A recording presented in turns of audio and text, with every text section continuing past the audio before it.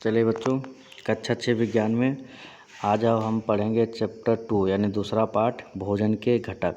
ठीक है, पहला चैप्टर जो है हमारा भोजन वो समाप्त हो चुका है। ठीक, उसी के आगे हम पढ़ रहे हैं। देखिए, इसमें भोजन के घटकों के बारे में हम पहले जानेंगे क्या होते हैं। ठीक है,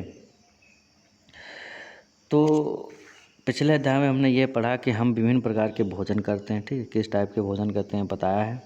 भोजन के निम्नलिखित 5 मुख्य घटक होते हैं, जैसे कार्बोहाइड्रेट्स, एक वसा हो गया, दूसरा प्रोटीन, खनिज लवण और विटामिन। ठीक है, इनके बारे में हम पांचों के बारे में इस चैप्टर में अध्ययन करेंगे। ठीक, उपरोक्त लिखे मुख्य घटकों को पोषक तत्व कहा जाता है। क्या कहा जाता है हमारा? पोषक तत्व।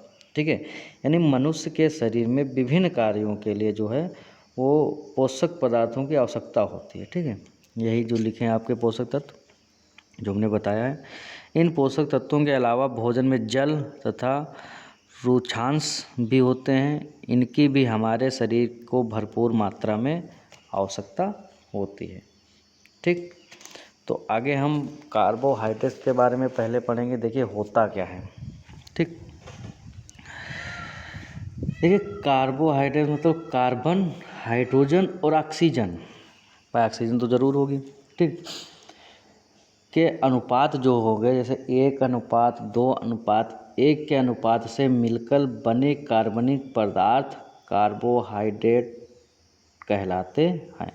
ठीक है, कार्बोहाइड्रेट किसे कहते हैं कि कार्बन, हाइड्रोजन और ऑक्सीजन के 1:2:1 के अनुपात से मिलकर बने कार्बनिक पदार्थ कार्बोहाइड्रेट कहलाते हैं। ठीक है, शरीर की ऊर्जा की आवश्यकता की 50 से 75% मात्रा की पूर्ति इन्हीं पदार्थों के द्वारा होती है। यानी कम से कम 50 से 75% जो मात्रा जो है ऊर्जा शरीर में, वो कार्बोहाइड्रेट्स के ही कारण ही पूरी होती है।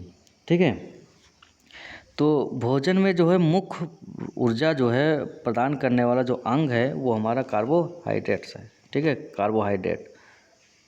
ठीक है, तो कार्बोहाइड्रेट हमारे शरीर के लिए महत्वपूर्ण होते हैं। ये हमारे शरीर को ऊर्जा प्रदान करते हैं और यह ऊर्जा दिन भर शरीर को चुस्त रखती है। बिल्कुल ठीक है, बिल्कुल फिट एक्टिव रखती है। कार्बोहाइड्रेट्स मुख्यतः 2 प्रकार के होते हैं, एक शर्करा हो गया, दूसरा हो गया मांड या स्टार्च। ठीक है, कार्बोहाइड्रेट्स यकृत और शरीर की मांसपेशियों में एकत्र होते हैं। ठीक है, और गेहूं, चावल, बाजरा, ज्वार, ये हो गया हमारा मीठा, आलू, चुकंदर, गाजर, केला, सेब, गन्ना, शहद और चीनी, ये सब जो है कार्बोहाइड्रेट के मुख्य स्रोत हैं जिनसे हमको कार्बोहाइड्रेट मिलता है। ठीक है, भोजन में ऊर्जा कैलोरी में मापी जाती है। किस में मापी जाती है? कैलोरी में। एक व्यक्ति को कितनी कैलोरी की आवश्यकता होती है या उनकी आयु, जलवायु और व्यवसाय या लिंग पर निर्भर करती है। समझ आ गया कि नहीं आया? अब समझे कि नहीं समझे? तो मतलब 1 ग्राम ग्लूकोज के पूर्ण ऑक्सीकरण से हमको जो है 4.2 कैलोरी ऊर्जा प्राप्त होती है। कितनी प्राप्त होती है? 4.2 कैलोरी। ठीक है, तो कार्बोहाइड्रेट्स को कितने भागों में बांटा गया तो आपको पता चल गया। ठीक है, अब ये देख लिए इसमें कार्बोहाइड्रेट्स के जो प्रमुख कार्य हैं वो क्या हैं। ठीक, स्रोत भी हमने आपको बता दिया है, गेहूं, चावल, मक्का, बाजरा, आलू, शकरकंद, ये शलजम सब क्या है? कार्बोहाइड्रेट के स्रोत है जहाँ से हमको कार्बोहाइड्रेट मिलता है।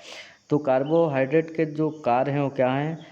एक कार्य जो है हमारा ऑक्सीकरण द्वारा शरीर की ऊर्जा की आवश्यकता को पूरा करना, यानी ऑक्सीकरण के द्वारा जो है, ऑक्सीकरण के द्वारा शरीर की जो को ऊर्जा जो देनी है उसकी जो आवश्यकता है ऊर्जा को, वो ये पूरा करता है। ठीक, नंबर 2, शरीर में भोजन संचय की तरह कार्य करता है, संचय की तरह।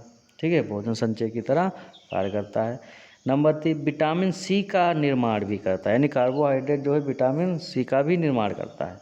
नंबर 4, न्यूक्लिक अम्लों का निर्माण करता है। ठीक, और नंबर 5 ये हो गया जंतुओं के बाह्य कंकाल का भी निर्माण करता है। समझा गया? तो ये हो गया हमारा कार्बोहाइड्रेट के प्रमुख कार्य। ठीक, तो आज वीडियो में बस इतना ही।